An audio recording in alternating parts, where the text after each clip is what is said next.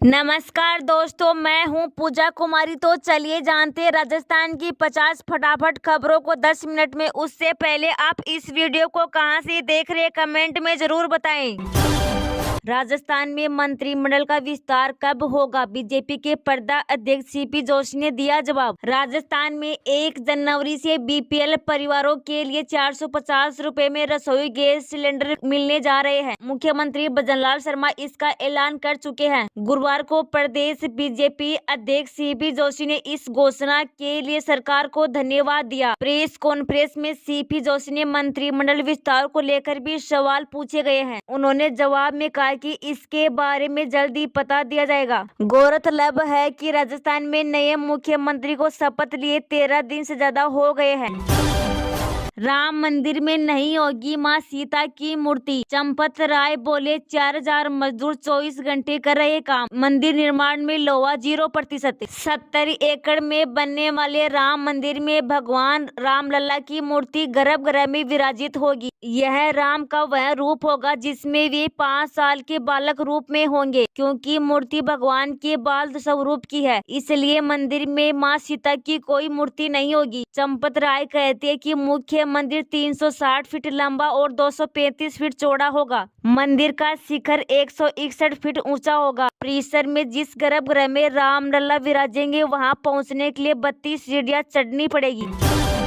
कांग्रेस की गारंटियों की नकल कर रही भजनलाल सरकार। कांग्रेस नेता जयराम रमेश ने बोला, राजस्थान के नए सीएम शर्मा पर हमला। राजस्थान में हाल ही में विधानसभा चुनाव संपन्न हुए और नतीजों में जीत के बाद बीजेपी की सरकार बनी है। पार्टी ने भजनलाल शर्मा को सीएम बनाया है। दूसरी ओर कांग्रेस लगातार बीजेपी की नीतियों के चलते भजनलाल सरकार पर हमलावर है। इस बीच कांग्रेस नेता जयराम रमेश ने बड़ा बयान दिया है और सीएम भजनलाल शर्मा पर कांग्रेस की योजनाओं की नकल करने का आरोप लगाया है। दरअसल उन्होंने कहा कि कांग्रेस पार्टी भले ही राजस्थान का विधानसभा चुनाव हार गई है, लेकिन बीजेपी हमारी गारंटियों की नकल कर रही। कल घोषणा की गई कि राज्य में 1 जनवरी से एलपीजी सिलेंडर 450 रुपए में दिए जाएंगे।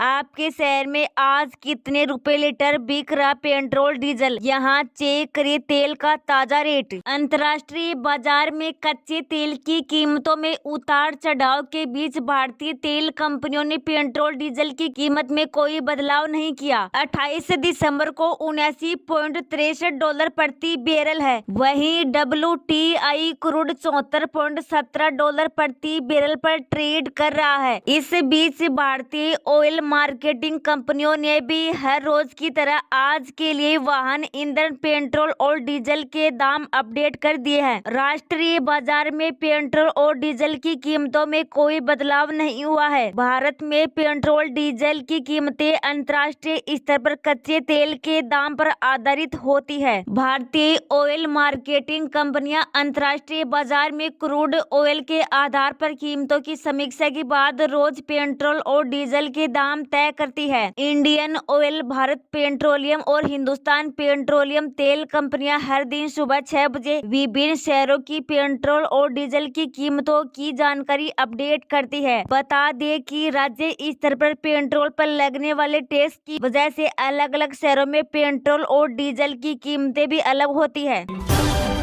राजस्थान में किसे और कैसे मिलेगा 450 रुपए में एलपीजी सिलेंडर? उज्ज्वला योजना के लाभार्थियों को ही मिलेगा। राजस्थान में भजनलाल शर्मा सरकार ने गरीब परिवार को 450 रुपए में गैस सिलेंडर देने की घोषणा की है। चुनाव में बीजेपी की हार से यह वादा किया गया था, जिसे अब सरकार 1 जनवरी 2024 से लागू करने की घोषणा की है। रसोई गैस सिलेंडर सब्सिडी योजना के तहत उन लोगों को 450 रुपए में सिलेंडर मिलेगा जिन्होंने प्रधानमंत्री उज्ज्वला योजना के तहत कनेक्शन लिया है। इसके अलावा चुनिंदा बीपीएल परिवारों को भी इसका लाभ मिलेगा। एकमात्र परिवार को साल में 12 सिलेंडर पर सब्सिडी मिलेगी। एकमात्र परिवार को साल में 12 सिलेंडर पर सब्सिडी मिलेगी। सिलेंडर की संख्या ज्यादा हुई तो बाजार मूल्य चुकाना होगा। सिलेंडर लेते समय बाजार मूल्य चुकाना होगा, बाद में सब्सिडी अकाउंट में आएगी।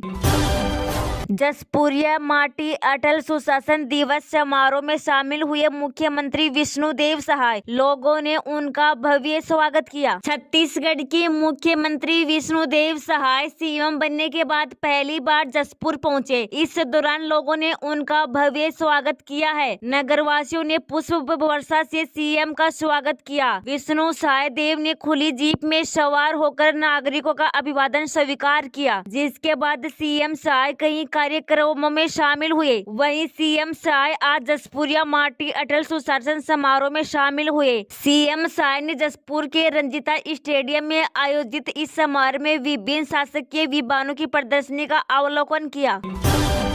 सिर्फ 1 मिनट में ऐसे करें राशन कार्ड आधार कार्ड से लिंक। कई सरकारी योजनाओं का लाभ छूट न जाए, मिनटों में पता चलेगा स्टेटस। आज आधार एक जरूरी दस्तावेज बन गया है। इसका इस्तेमाल सभी सरकारी योजनाओं और सेवाओं का लाभ लेने के लिए किया जा रहा है। ऐसे में अब सरकार ने हर जरूरी डॉक्यूमेंट को आधार से लिंक कराना शुरू कर दिया है। क्या आपका राशन कार्ड आधार कार्ड से लिंक है? अगर नहीं है तो डरने की जरूरत नहीं है। ये वीडियो आपकी पूरी मदद करेगा। कैसे करें आधार से राशन कार्ड लिंक, जानिए पूरा प्रोसेस सिर्फ 1 मिनट में।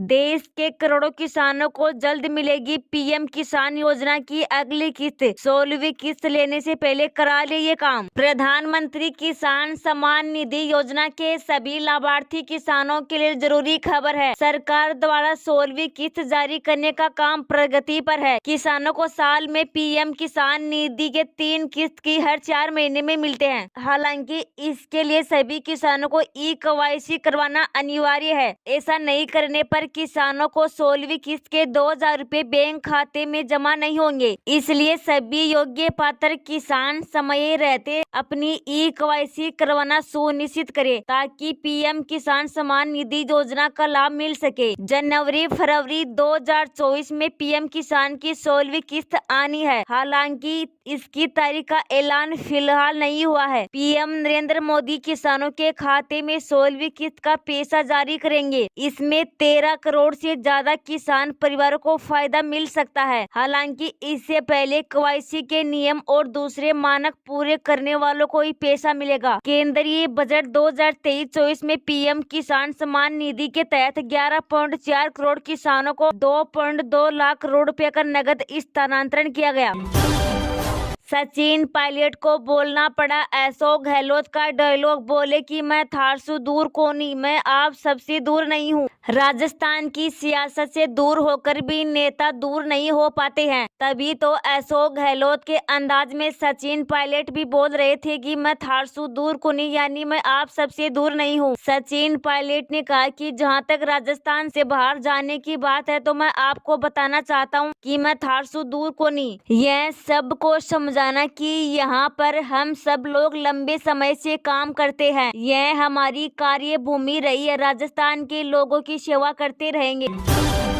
एक्शन मोड में विधानसभा अध्यक्ष देवनानी अधिकारियों को 48 घंटे का अल्टीमेटम देते हुए कहा अपनी जगह ढूंढ ले। राजस्थान के विधानसभा अध्यक्ष वासुदेव देवनानी अब एक्शन मोड में आ गए हैं। उन्होंने अपने विधानसभा क्षेत्र में अधिकारियों को अल्टीमेटम दे दिया है। इसके बाद जिले में प्रशासनिक महकमे में हड़कंप मच गया है। हालांकि उनके ही अपने क्षेत्र में पानी की समस्या नहीं सुधरी। राजस्थान विधानसभा क्षेत्र ने अपने अजमेर उत्तर प्रदेश विधानसभा में पानी की समस्या को जल्द से जल्द खत्म कराने के लिए अधिकारियों को चेतावनी दी है।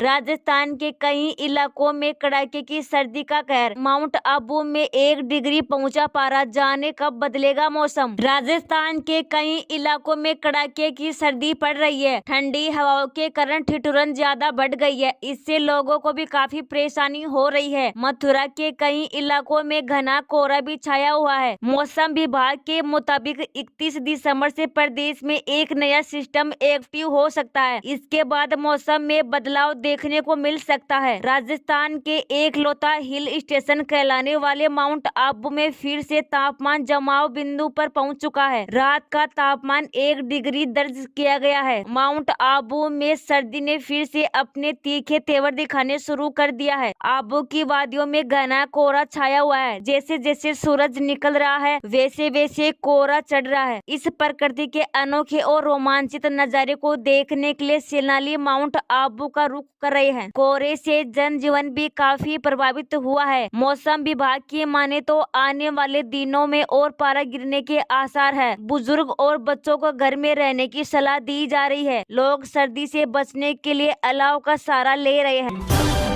केंद्र की सत्ता में आने पर कराएंगे जाति जनगणना। नागपुर में कांग्रेस नेता राहुल गांधी ने किया बड़ा ऐलान। कांग्रेस नेता राहुल गांधी ने कहा कि उनकी पार्टी केंद्र की सत्ता में आने के बाद जाति आधारित जनगणना कराएगी। गांधी ने कांग्रेस के 139वें स्थापना दिवस के मौके पर महाराष्ट्र के नागपुर में एक विशाल रैली को संबोधित करते हुए दावा किया कि देश में बेरोजगारी पिछले 40 वर्षों में अपने उच्चतम बिंदु पर पहुंच गई है। उन्होंने कहा कि केंद्र की सत्ता में आने के बाद उनकी पार्टी जाति आधारित जनगणना कराएगी। कांग्रेस ने है तैयार हम नामक रैली के जरिए अगले साल होने वाले लोकसभा चुनाव के लिए अपने अभियान की शुरुआत की है।